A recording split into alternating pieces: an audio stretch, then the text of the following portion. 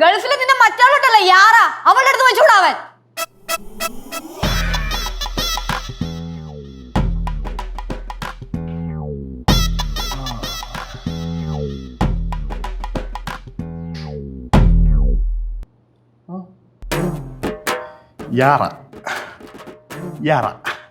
യാറയാണ് ഇവിടുത്തെ വിഷയം.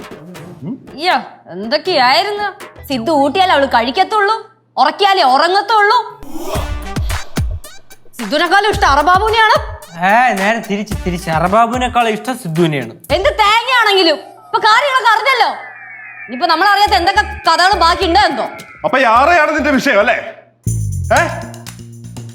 എന്തേ യാറനെ പറ്റി പറഞ്ഞപ്പോഴത്തേക്ക് അങ്ങ് പൊള്ളി, അങ്ങ് കൊണ്ട് കേറിയാ? പൊള്ളും, എനിക്ക് നല്ലോണം പൊള്ളും. ഇനി എന്റെ ആ പാവൻ പെൺകുച്ചിനെ കുറിച്ച് വല്ലതും പറഞ്ഞു കഴിഞ്ഞാണ്ടല്ലോ. കേട്ടാടാ പറയുന്നത് കേട്ടാ? എനിക്ക് വേണ്ടത് ഇത് തന്നെയായിരുന്നു. ആ നശിച്ചവളെ പറ്റി നിന്റെ വായിൽ നിന്ന് എനിക്ക് കേൾക്കണമായിരുന്നു. ഇപ്പോഴല്ലേ കാര്യങ്ങളൊക്കെ കണക്ട് ആവുന്നേ. ഇവിടെ ഒത്താൻ ഇത്രയും കൊല്ലം നാട്ടിലേക്ക് വരാതെ അവിടെ തന്നെ പെറ്റിയിടുന്നതേ അവള് ഒറ്റൊരുത്തി ഉള്ളതുകൊണ്ടല്ലേ. അതേടി അതെ, നിനക്കെന്താ പ്രശ്നം? ഞാനേ നാട്ടിലേക്ക് വന്നത് എനിക്ക് കൃത്യം അറിയാം അവളെ മിസ് ചെയ്യുന്നു, അതുകൊണ്ട് മാത്ര.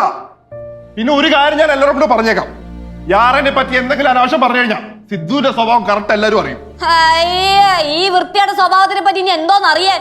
പിന്നെ ഒരു കാര്യം കൂടെ പറഞ്ഞേക്കാം, നീ ചിന്തിച്ചതും കേട്ടതും ഒക്കെ ശരി തന്നെ. ഈ ലോകത്തെ യാറെ കഴിഞ്ഞിട്ട് എനിക്ക് ആരുള്ളൂ, നീ പോലും. പിന്നെ യാറെ നിന്നേക്കാളൊക്കെ വളരെ സുന്ദരിയാടി, ഞാൻ പലപ്പോഴും ചിന്തിച്ചിട്ടുണ്ട്. സിദ്ധു മതി നിർത്ത്. മതിയായിട്ടില്ല അമ്മ, ഇനിയും യാറയുടെ കാര്യങ്ങളെ ഇവൾ അറിഞ്ഞില്ലെങ്കിൽ അത് ഞാൻ യാറയോട് എന്റെ അടുത്ത് ചെയ്യുന്ന വലിയ ചതിയായിപ്പോ. വിടളിയാ അവൻ പറയട്ടേടാ, ഇത്രയും കൊല്ലം മനസ്സിൽ കൊണ്ടേ നടന്ന വിഗ്രഹം മുടഞ്ഞു പോട്ടെ. ലച്ചൂസേ, ഈ ലോകത്തെ ഞാനില്ലെങ്കിൽ യാറയില്ല, യാറയില്ലെങ്കിൽ ഞാനുമില്ല.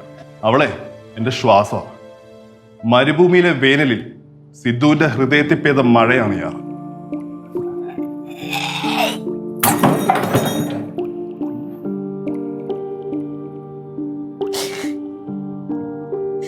എന്റെ ഫോണൊന്ന് തരൂ.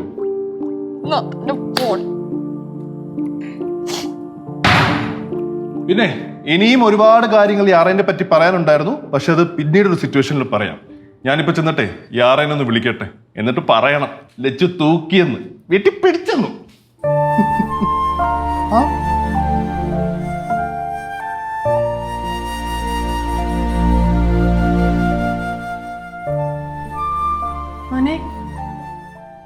ഉമ്മ അളയെല്ലാം പറഞ്ഞ് നമ്മൾ കേട്ടേക്ക സത്യം തന്നെ.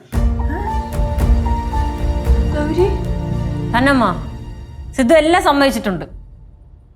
എന്താ വിഷയുടെ കാര്യം? അതിന് മക്കളെ നമ്മൾ നീ എന്തിനൂടെ? ഞാൻ ഈ വീട്ടിലുള്ളതല്ലേ, ഞാൻ അറിയണ്ടേ കാര്യങ്ങളൊക്കെ. നീ അപ്പുറത്ത് പോയ പറ.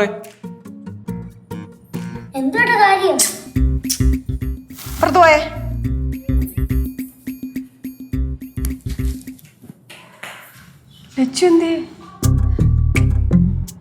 കേശുവേ, ഇനി അവള് വല്ല